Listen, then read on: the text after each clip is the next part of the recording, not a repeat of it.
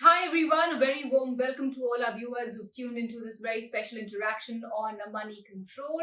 Thank you so much for tuning in. Just earlier this morning, we had released a very insightful report with a rather intriguing title. It's called Are You Ready for a Recap of the Harshad Mehta Bull Run? I have the author of the report joining me for this interaction today. Sachin is here with us from Money Control Pro. Sachin, thank you so much for coming on board. Yeah, thank you, Karunya. Well, first things first, I'd like to start with the title of your report. It's quite intriguing, it's a bit controversial, and it's something that I'm sure our viewers would want to know about in detail as well. It's called, Are You Ready for a Recap of the Harshad Mehta Bull Run? For starters, if you could tell us, how do you compare what happened back in 1992 to what's happening right now in the market? Okay, so let me talk first about what happened during the Harshad Mehta Bull Run. So back then, India was actually facing an acute payment crisis, and we were in the middle of a very severe economic crisis. And the Nifty was actually like around 500 at that point of time, which is close to around 15,000 at this point of time. The Nifty was 5,000, and due to that, in that period of crisis, the Nifty basically fell from 500 to around 300, which was like a drop of 30%, 35% on the index level. But then it was able to recover that gap in a period of 4-5 months, and then it started making new highs, and then it consolidated for a brief period of time, and then suddenly the market took off after like a brief period consolidation, and then the real meltup happened, and the rest all we know is actually history. The similar thing has actually happened at this point of time as well. So the Nifty was like again at all-time highs just before the start of the COVID crisis. Then the pandemic struck, and there was so much gloom and doom at that point of time. And the Nifty came down around 35%. Then we again started rolling back towards the top, and towards October, November, we again made lifetime highs. Now Nifty has been actually broadly consolidating on a broad range and making slowly and slowly steady progresses towards newer highs. And right now we are at 15,000 at this point of time. So the next stage is the melt-up, which generally happens 13, 14 months or 15 months after the crash happened. So the crash eventually happened and bottomed around March 20. And right now we are in June 21. So that's around 15 months from now. So the next stage effectively ends up with a melt-up. And that ends the cycle that we have started across in 2009 actually. And the similar patterns have also been observed during the tech bubble as well as the housing bubble as well. So it's just not just unique to comparing it to the Harshad Mehta one, but the other bubbles have also followed similar patterns. And we think that this will again be repeated because investor behavior tends to repeat over different cycles. And if you look at the economic condition right now as well, the economic condition is not really very different than what it was in 1991 and 1992. So the conditions look recipe for like a melt-up in that sense. You were just talking about the tech bubble of 2000 and then the housing bubble that took place in 2007. Right now, what we're looking at is an all-encompassing sort of a bubble. So, despite the drumbeat of bubble warnings, the stocks continue to surge. Investors and market participants, people on the street, refuse to believe in everything that's going wrong, and they're only focusing on what could go right. How do you explain this excitement, this exuberance? So, but actually, like the underlying factor is that the Fed loves blowing different kinds of bubbles. The tech bubble was truly unique in that sense. It was just limited to the tech stocks. So the information technology stocks like shot up very, very high at that point of time. Then we had the 2007 bubble that was purely limited to the housing sector. So the tech or the consumer sectors or the different pockets of the economy did not really participate in the mega inflation that in the housing sector that we saw across at that point of time. But this one is like an all-thing bubble which encapsulates everything. So right from the real economy to the new economy. So it will encapsulate, and it's the largest bubble which the Fed has blown. The underlying factor is that the amount of money that they've thrown across. So they've printed literally 4 trillion in the last 12, 13 months. So if you compare that with the Indian economy, the amount of circulation that goes across in our economy is 3 trillion in a year. That's what they've actually printed in the last 12 months. So it's something which is very huge, and you just should go along with the flow what Fed is trying to do. So do you think this mania is going to be limited to mid and small cap space, or do you see big boys and large cap names also participate in this market frenzy, especially in a space that is already quite expensive? So what typically happens is initially the big boys kind of lift the market, and then the small and mid caps follow. So if you have a look at like Reliance is emerging from a trend of consolidation, probably the banks will follow in a couple of months, and then suddenly you will see like the market shoots up 10-15% in during the melt up stage, and then the small cap and the mid caps kind of catch up along with them in that direction. Obviously, their speed will be much faster than what the large caps will be go. So the large caps can actually go 25-30%, but the small caps can effectively double in a quick time. So let's talk about the Nifty target that you've given. 20,000 for Nifty 50. By when do you see that happen? And most importantly, I'm sure this is something our viewers and your readers would want to know about as well. Which sectors and stocks do you see sort of pushing the markets higher up to that level? Okay, so yeah, the target remains unchanged at 20,000, and probably by the end of September, we should probably be within close range of that 20,000 vicinity. It will be actually an all-driven rally. So initially, our understanding was that the market will be led by just technology, consumer, and financial sectors.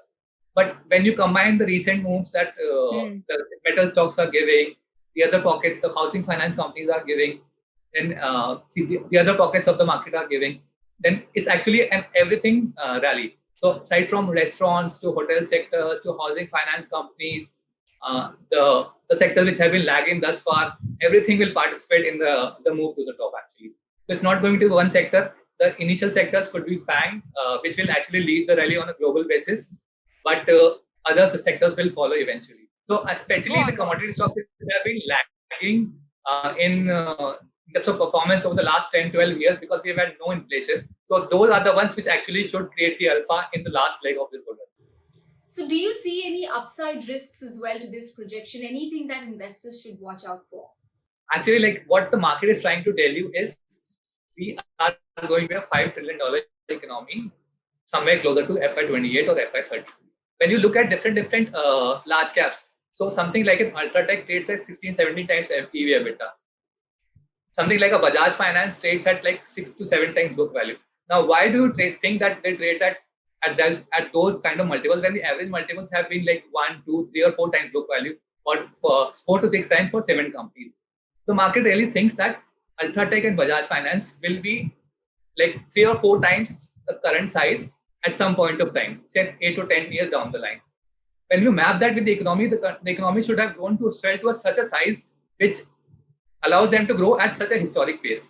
So when you map that across with the market is trying to tell you that basically we will be an economy of 5 trillion in the next 5 to 7 years. Now, why that is going to happen is just because of the pandemic. So the other thing that you need to focus on is that we had the Spanish flu around in 1918. So that lasted for 3 years from 1918 to 1921. That was followed by depression. But then what followed after that depression was the roaring 20s. So it was an all rally, industrial-led rally, which led to an effectively growth and prosperity all over the country. So similar thing will actually play out in our markets as well, and India will truly emerge as a $5 trillion economy in the coming years once this pandemic gets over. We tend to typically talk about market meltdowns, and this is a very rare situation where you and I are sitting down and talking about melt ups in the market. Of course, we all know how rare a scenario this is. It typically happens towards the end of an economic cycle. Could you tell us how is this one more unique than the others, and where exactly are we in the cycle right now, and how long will it last, more importantly? So melt up typically lasts between 4 to 7 months. It depends on how fast you go and how high you go basically at that point of time. So when you look at one of the other melt up which happened with China, it happened around 2014, 2015. The Chinese index actually shot up 70% in a matter of 4 months. So the index from 3,000 to 5,000 went up in a matter of between Feb 15 to around June 15. The government tried to intervene, but they couldn't really stop the bubble at that point. Eventually, they were able to do it, but in a matter of 4 months, it was shot up by 70%. So when you look at the tech bubble again, the tech bubble took around 6 months from October, I think 1999 to March 2020. So it again shot up 70% in a matter of 6-7 months. So it depends. The timing also varies as well as the up move also varies depending on. But if you typically look at the different patterns, it typically lasts from 4 to 7 months. It can go higher or lower depending on how fast or how high we go. We've talked about so much of greed in the market, but I'm sure there's an element of fear as well, right? Of course, there are ace investors, big guys like Rakesh Jhunjhunwala sticking their neck out and saying that the mother of bull run is just ahead of us. Ray Dalio, of course, is also quite bullish. He has also gone ahead and said cash is trash in the market that we're currently witnessing, the frenzy that we're currently witnessing. But of course, the lure of easy money could sort of suck everybody in. So, what I wanted to know is, can this boom that we're witnessing in equity markets, in the commodity space, sort of force central banks to prick this bubble that we've been talking about? And are there any concerns at this point of time with respect to a recession that could be staring down upon us? So yes, as you just said, like the biggest risk actually is the commodity risk that's going to play out in the market. So the inflation has been very benign for the last several years, but the amount of money that's been thrown up as a result of this pandemic will eventually cause inflation at some point of time. So like if the US economy starts performing for like 2 or 3 quarters, then you actually would see the inflation shooting up. So right now they are like just moving out of the pandemic and the demand is kind of perking up. So once the demand kind of perks up, you should see an inflation perking up to probably 4-5% in US markets at some point of time. That should probably happen towards the end of September or October. So that's what we expect it to be. And then when that happens exactly, the Fed will actually pull out the liquidity out of the markets, and they would that would eventually prick the bubble across the global markets, and that eventually leads to the meltdown in the equity markets at some point of time. So the timing is really unknown at this point of time, but you should see how things go across for the next 4-5 months, and then So, take a call on how things pan out.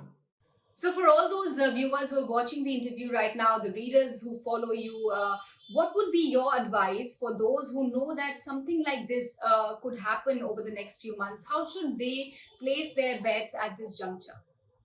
So in terms of this, you should obviously understand that what you are getting into, like the underlying risk in stocks market is known to everybody. So be aware of what you're doing across, and the small caps tend to move up faster than the large cap, but the underlying risk in the small caps as well as the mid caps are much greater compared to the large cap. So in case of any unknown event, then the downside risks are tangible to what the securities that you are moving across. So keep that in mind, and all the best. Hope for the best. All right. So, on that note, Sachin, I'm going to wrap it up right here on the show. Thank you so much for joining us and for enlightening our viewers about the key findings of your report. Thank you. Good to have you.